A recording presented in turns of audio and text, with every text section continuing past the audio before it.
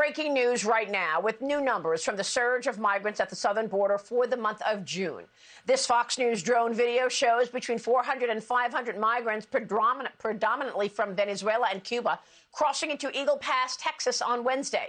Of course, it has become a familiar sight. Streams of migrants in groups of 10, 20, 30, hundreds from Mexico, Honduras, Guatemala, and 100-plus other countries piling into America's wide-open border every day and night, forcing the state of Texas to step up its efforts to defend the state and the country, including Governor Greg Abbott's executive order, which authorizes the Texas National Guard and the Texas Department of Public Safety to return apprehended migrants back to the border, on top of his launching of the $3 billion border security mission known as Operation Lone Star.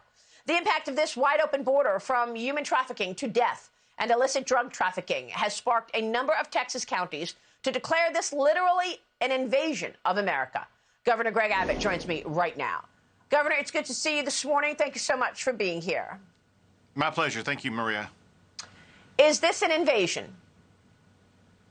Listen, these counties are dealing with something that's completely unprecedented. Remember this, it was just 2 years ago we had the lowest number of people coming across the border in apprehensions under President Trump, and then President Biden took over and eliminated all of the policies that President Trump put in place, and it has led to this unprecedented, overwhelming number of people coming across the border. You gave some of the numbers. Here's something more important. There's a record number of people coming across the border from more than 150 different countries across the entire globe. We're seeing over the 4th of July, for example, in just the Del Rio sector, which is only one of 5 sectors in the state of Texas, there were about 5,000 people either apprehended or who were gotaways. But it gets worse, Maria, because look at the number of deaths that we're dealing with. You remember what happened in the tractor-trailer truck where 53 people lost their lives. Listen, things like that happen all of the time, so much so that the United Nations declared the border between Texas, or the United States, and Mexico to be the worst death border and most dangerous border in the entire world. But on top of things like that, we know about 42 terrorists who have been apprehended coming across the border. That's not counting the gotaways coming across the border. And then there's the fentanyl coming across the border. And so, yes, we do have an invasion driven by the cartels coming across our border that are pouring people into our country at unprecedented levels. It's absolutely extraordinary, sir. And I know that the word invasion comes with technical responses from the government. So are you reluctant to say it's an invasion? Do you believe this is an invasion? So the technical reasons for it lie in the Constitution. There are 2 parts of the U.S. Constitution, Article 4, Section 4, Article 1, Section 10 of the Constitution, that use the word invasion, which is the reason why that it's used.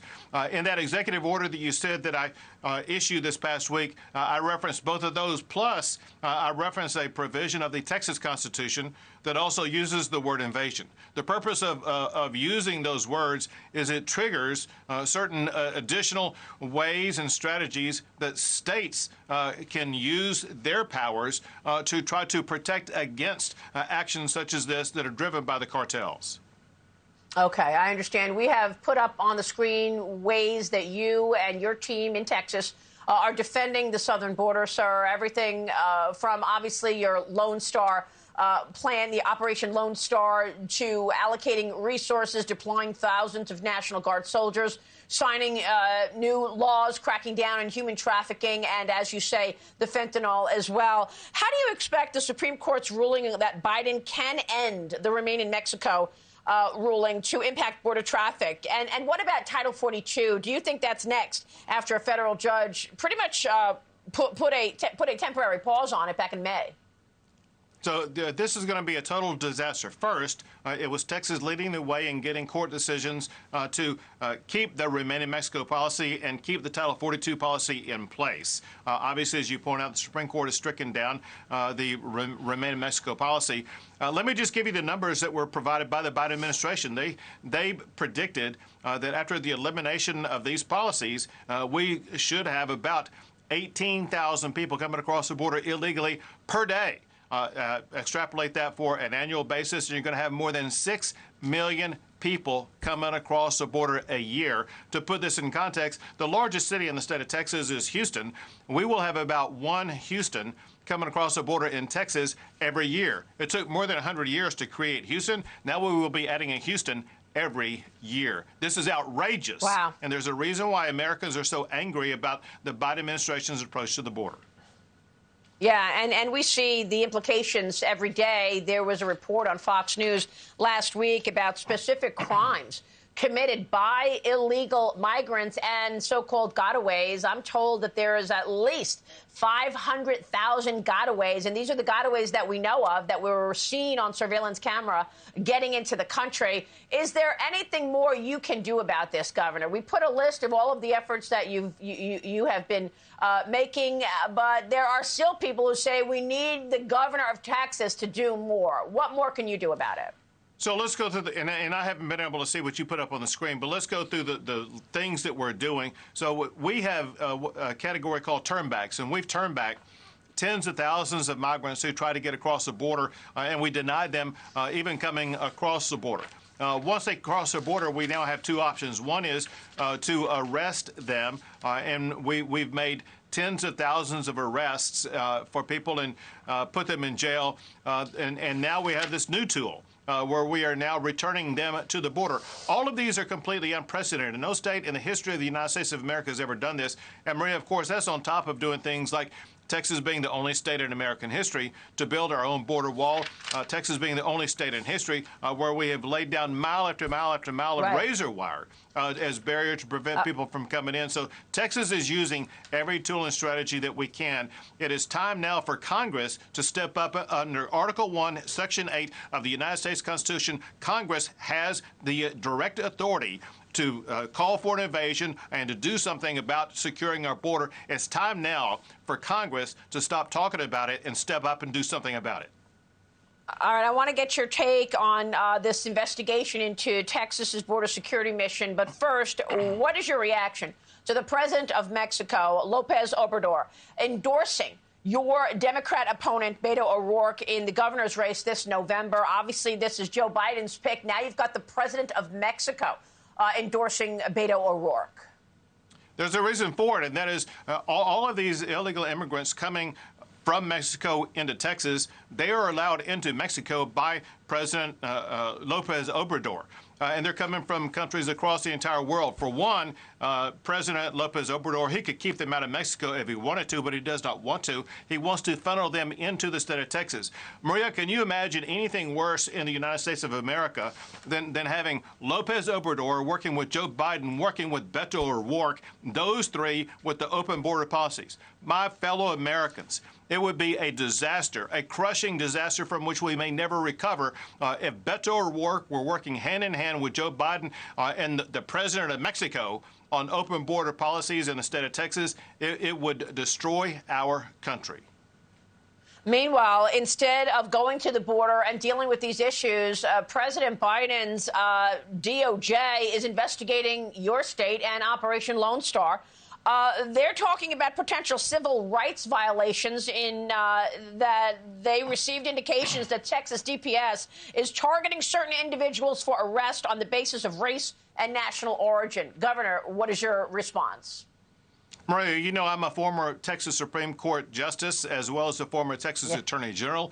Everything that we do, we make sure is consistent with state and federal law.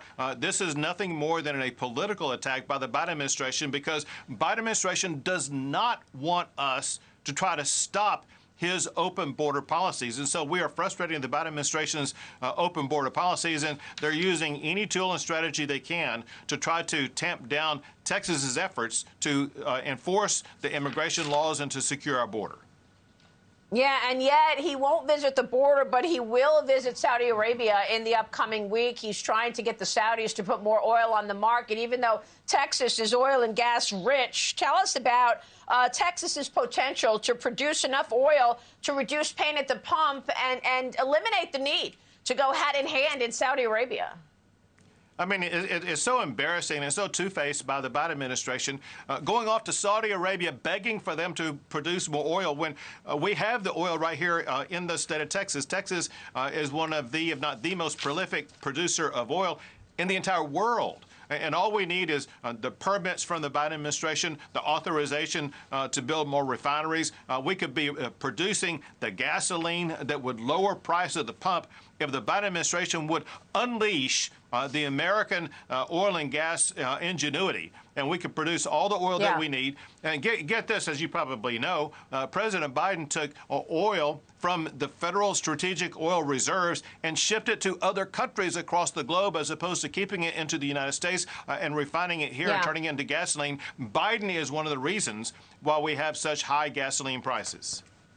Well, that's right. And we are going to be talking about the fact that some of that oil actually went to China, our largest adversary. Real quick before you go, all of this is not falling on deaf ears. We just saw Representative Mayra Flores flip a seat in an 84% Hispanic district in Texas. Do you believe this is going to see, we'll see more of this going into the November elections? And will we see the border states' voters react?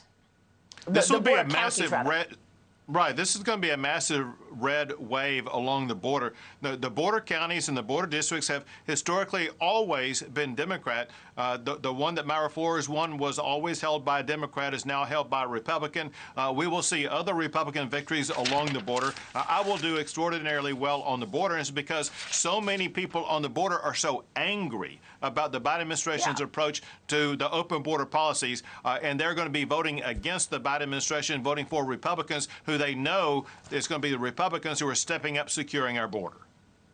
All right, Governor, good to have you this morning. Thanks very much for your efforts. We'll keep following it. Texas Governor Greg Abbott this morning in Texas. Thank you, sir. Thank you.